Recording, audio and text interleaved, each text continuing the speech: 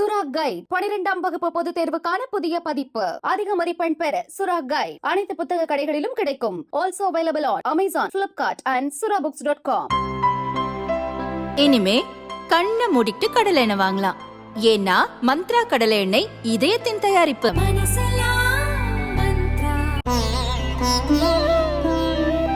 தினம்தோறும் விளக்கேற்ற நல்ல எண்ணெய் இதயம் நல்லெண்ணெய். தமிழகத்தின் சிறப்பு டிஜிபியாக இருந்தவர் ராஜேஷ் தாஸ். பெண் போலீசுக்கு பாலியல் தொல்லை கொடுத்ததாக இவர் மீது வழக்கு தொடரப்பட்டது. விழுப்புரம் கோர்ட் 3 ஆண்டுகள் சிறை தண்டனை விதித்தது. ஹைகோர்ட்டும் அதை உறுதி செய்தது.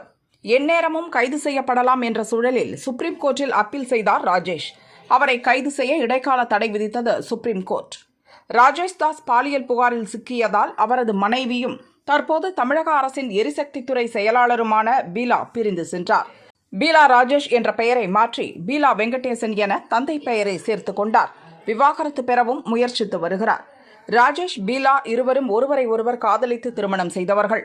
தம்பதியாக வாழ்ந்தபோது செங்கல்பட்டு தையூரில் பங்களா வாங்கி வசித்தனர். இருவரும் பிரிந்த நிலையில் தையூர் பங்களா பீலா நியமித்த காவலாளி கட்டுப்பாட்டில் இருந்தது. சுப்ரீம் கோர்ட் இடைக்கால தடையால் கைது நடவடிக்கையில் இருந்து தப்பிய ராஜேஷ் தாஸ் தையூர் பங்களாவுக்கு சென்றார். உள்ளே விடாத காவலாளியை தாக்கி வெளியேற்றியதாக தெரிகிறது. இதுபற்றி கேளம்பாக்கம் போலீசில் பீலா வெங்கடேசன் புகார் கொடுத்தார். ராஜேஷ் மற்றும் அடையாளம் தெரியாத 10 பேர் எனக்கு சொந்தமான தையூர் பங்களாவின் காவலாளியை தாக்கி செல்போனை பறித்துவிட்டு உள்ளே சென்று தங்கியுள்ளனர். அவர்கள் மீது நடவடிக்கை எடுத்து வெளியேற்ற வேண்டும் என்ற புகாரில் பீலா கூறியிருந்தார். அதன் அடிப்படையில் முன்னாள் டிஜிபி ராஜேஷ் தாஸ் கைது செய்யப்பட்டார்.